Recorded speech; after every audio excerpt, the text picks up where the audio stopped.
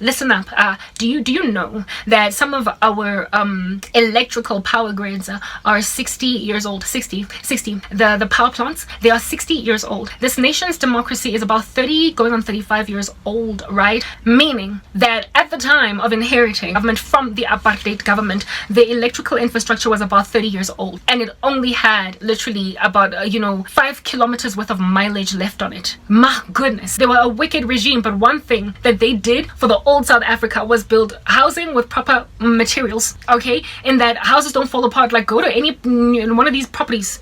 Goodness, I'm gonna get to a point. All right, these new sectional titles that are being built all over the show that are to accommodate basically the influx into the previously white areas from the Group Areas Act, previously non-white areas. Like, the suburbs of South Africa have been influxed into by blacks, colors, and Indian people, where historically only white people could live there. So if you were to go to Rosebank, the flats, the sectional titles there, the space and the quality of wood, the quality of the mortar and the brick, the durability of the homes is just like astronomical through the roof. And again, like I said, the amount of space that you get in an apartment is just out of this world. So that's why those flats in Rosebank are still so expensive. They're huge, larger even than some houses that stand on their own. Those were the homes of the regime that came and left, that was very oppressive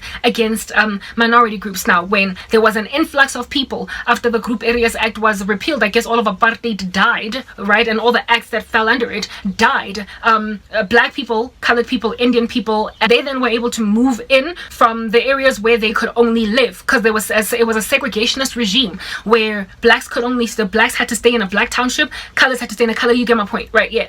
So when then the laws were eradicated, and then employment opportunities made it feasible or possible for expensive households to be afforded by the previously disadvantaged groups, they started to mass emigrate from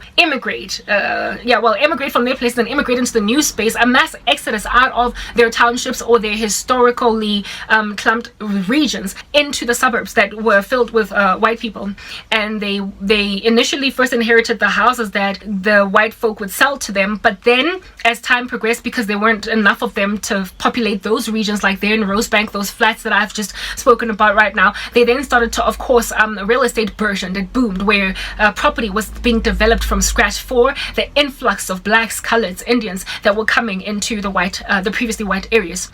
And what happened with that, you guys, underestimation and ridiculousness and jealousy and an unwillingness to let go of old habits, because they die hard, can cause people to really just sit in a horrendous capacity. They saw that there was a massive market that could be tapped into, and so they started to build these little cocoons. Frankly, that's what I call